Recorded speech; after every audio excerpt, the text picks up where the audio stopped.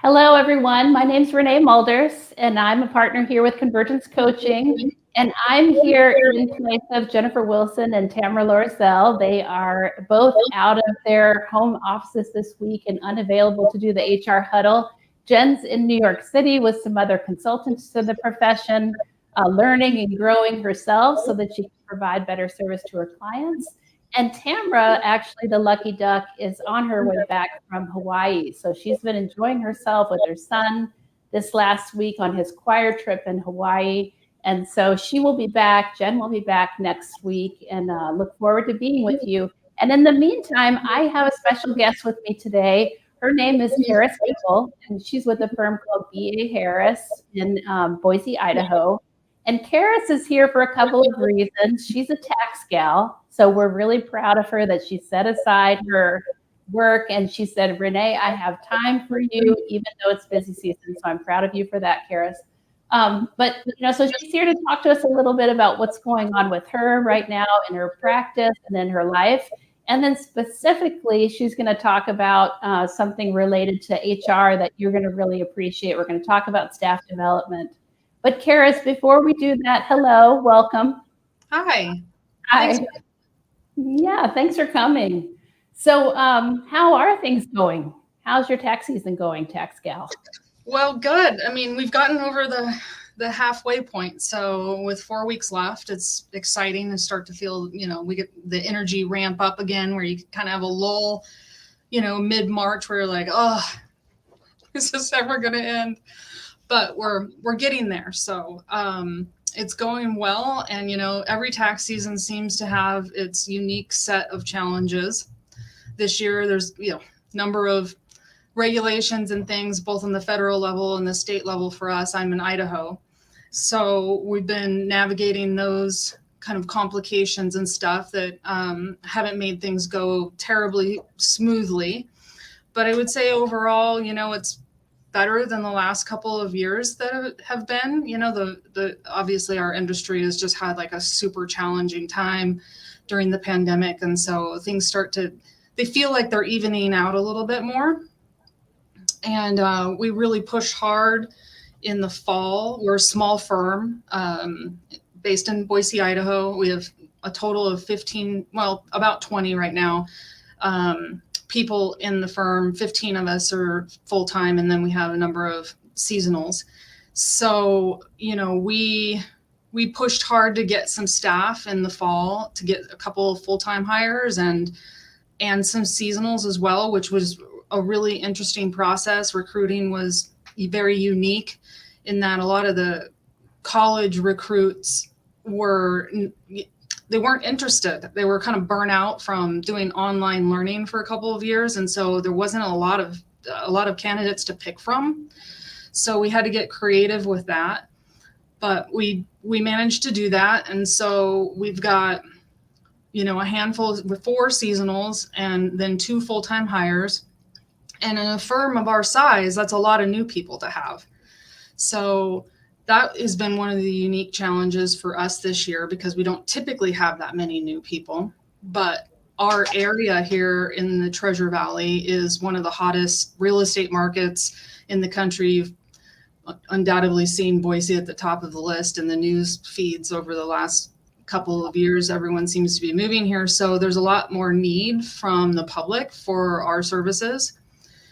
And all the accounting firms in our area seem to be able to take on as much work as they want, and so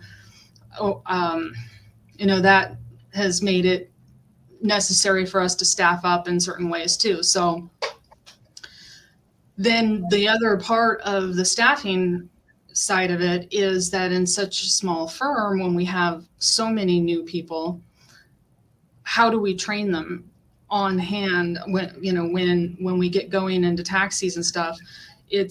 We're torn in a million different directions with all of our daily duties and client responsibilities. And so it's hard to give everybody the attention that they need for hands-on training. So, that's something I don't think that we can necessarily get away from, but it's a bummer because I want to be able to give everyone the attention they need to be able to learn and do their job to the best of their abilities. But sometimes they've, got to muddle through things a little bit more on their own while we're not available to always give them that undivided attention that we would like to give. Yeah. Well, and you did a lot of background work. I think, as I think about working with you and learning what you're up to, you did a lot of preparation work to get people ready for this point. Maybe not the interns, the seasonal people, because you just didn't have them that long, but definitely the full-time hires, you've been trying some different strategies. And Karris is a graduate of our TLP folks, so our Transformational Leadership Program. That's how I met Karris. And as her project, she picked a staff development topic. So she's going to tell us a little bit about that. And that's some of that background work, right, Karris? Some of that maybe more intentionality about how you develop staff. And I guess it's interesting to tell the story. I can't believe you have 20 people, because I think when I met you, the firm was smaller. So you folks have really taken a turn in your development, where historically you didn't really have a leveraged model. You were not bringing in staff. And I think, part of that was you didn't have some sort of process to bring them in and also to grow them up. And so now you do. You're going in a different direction. And so tell us a little bit about that, and tell us a little bit about your TLP project, if you would, Karris. Yes. So I think before the TLP project even was on our radar, we had reached out to Convergence Coaching to give us some industry-specific help and some strategic work that we wanted to do to move the firm in a different direction, as new partners had taken over, and they kind of wanted to make it their own. So part of that was like learning that, from talking with you and during this process, that we really did need to leverage more with more people, younger staff. And so that was part of the plan. But in a small firm, there's a couple of things. I mean, our city here and our candidate pool for your typical college recruits and stuff is not very big. And so all the firms are competing for the same candidates. And we really do want to have the best shot at the best candidates, just like every firm, including Big Four. But we have to hustle a little harder to get them than some of the others, because we don't have that pedigree to offer. And this, concept of Big Four training and those kinds of formal processes that is well understood.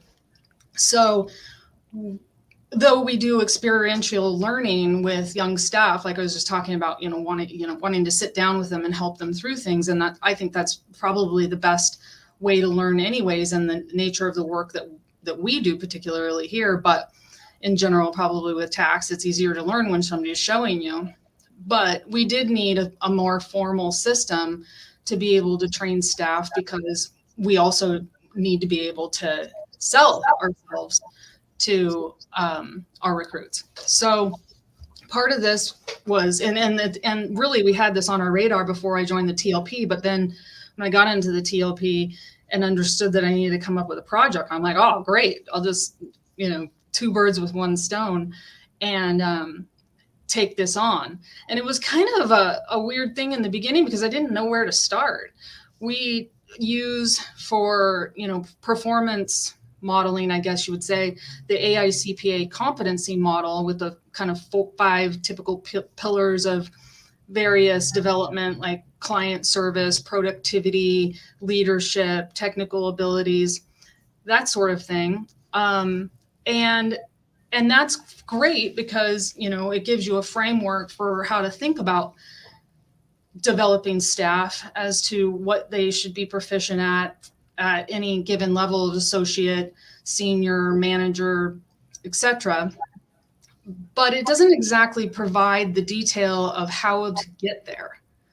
And I think in large firms, you have these limitless resources to be able to put together the details about, okay, well, we're going to send you through this program and it's going to have these elements and you're going to be exposed to X, Y, and Z. But we didn't have that. We had a competency model that said you should be proficient at this to be at the next level. But the question is like, really, what are the steps? What is the actual nuts and bolts of getting that person trained to be proficient at the level that they should be proficient at? So we basically, it was just like starting from the beginning. It was like, okay, what are all the things, like we started with the first year. First, we started with onboarding, frankly, because we needed to have a better framework for getting people up to speed and on all the basics of just software and all that kind of stuff, and HR policies as well. But from that point, that wasn't terribly complicated. It was the year one staff development part that was really the bulk of the work. I would say, we went through all the way through manager in this project. But it was the year one that took up the most work, because they're really the ones that need the most help and the more specifics. So we just started laying out everything that we thought that they should be exposed to, that we would want them to attend in terms of training and conferences, to sit in and a number of client meetings every quarter with a partner, to start going out to luncheons or networking events, to help them identify areas where they want exposure and the kind of work that they like, setting them up with a coach and monthly meetings and checking in and talking to them about what their goals are. So it was all encompassing in terms of how we were going to fit the details into those different strata of technical development, client service, leadership, productivity, those sorts of things, with the big bulk of it for the first year being on the technical side. And really a checklist, Karris. I mean, that's what I'm thinking as you're saying it, because if you look at those competency models, they are so generalized as far as you will have achieved or like mastered this certain concept or idea, behavior, but what are those steps that you're going to take to get there? And yes. Now your staff have those steps. Yes, exactly. So we put timelines on them, where down to what activities they should be focusing on, more on the onboarding side, like the first week. But then as we went through the first year, a number of those things are designed to be accomplished within the first month, and then the first 3 months, and then so on, with, again, most of it being on the technical side, because, like one of the buckets is for the competency model is business development, but there's just nothing there. And as your first year, there's really not much that you're expected to do at all. And I suppose you could say that sitting in on client meetings or calls would be the most that you're probably going to end up being exposed to. Or joining the young professional group at the local society, if you have that. I mean, you could add something like that, so they start planting some seeds for their network. Yes, and I don't remember the exact details of everything that we put in the plan at this point. But yes, all of those kinds of things we identified. And then the idea is that we have monthly coaching meetings. Each manager is assigned a new hire as to be their coachee.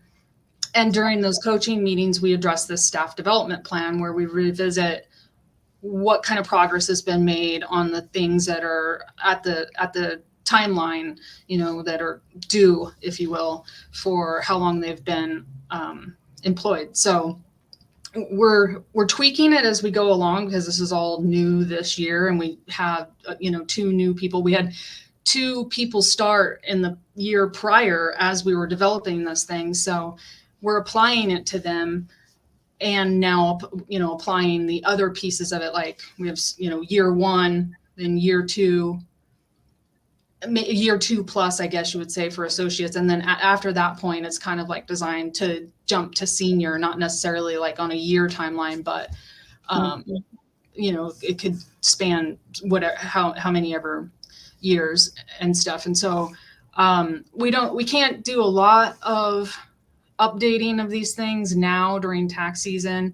We still have coaching meetings, but it's hard to make any progress on kind of keeping tabs on those things. But it is good. We look at it occasionally to make sure, like, this is the time when we can say, so-and-so needs to be exposed to, I don't know, a 1031 exchange project.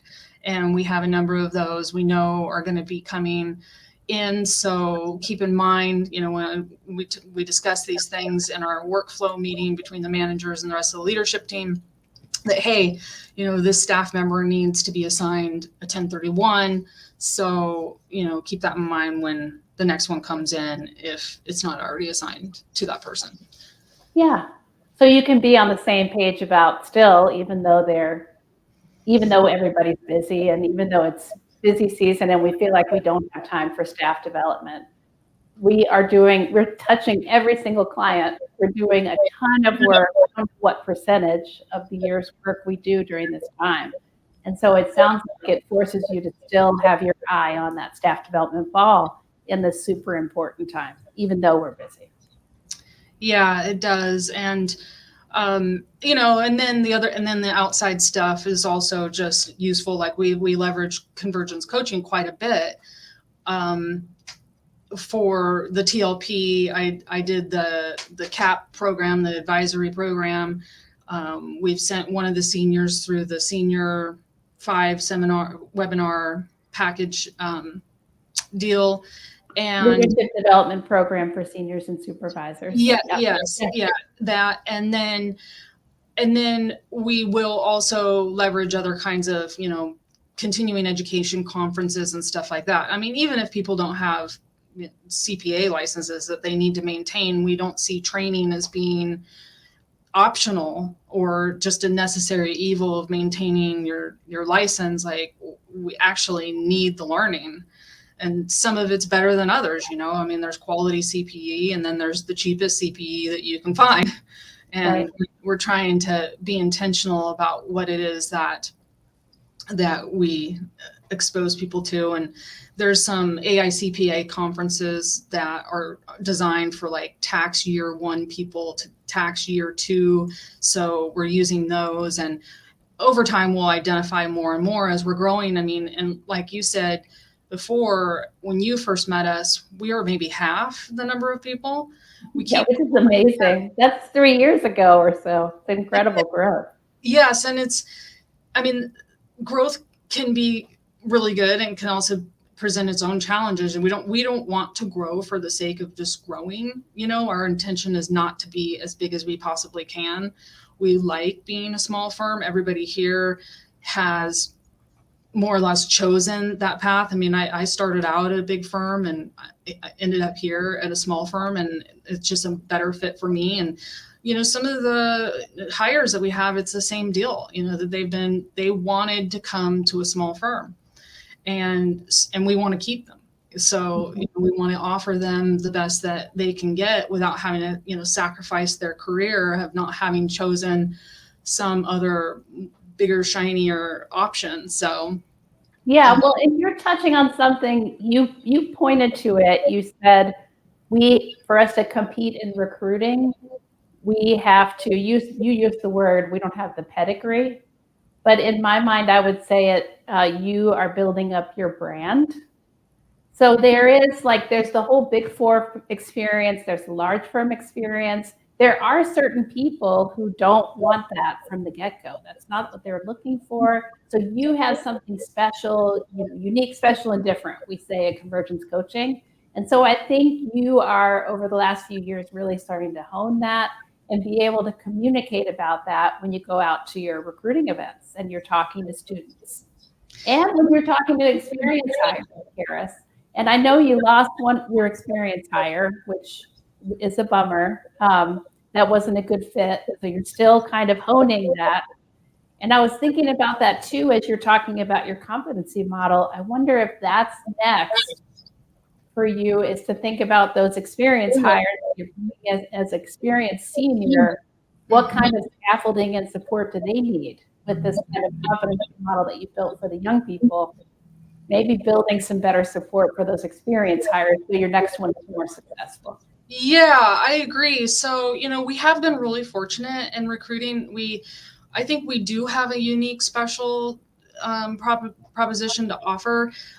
We're all very down to earth. We have a lot of fun. We're not stuffy accountants. And, most of the feedback that we get from people is that our culture and our environment is a big advantage, for that, which is that I think we have a caring culture, and we all really enjoy each other's company. And so I think that helps. But we've managed to pick from, be able to make our top picks from the recruiting pool.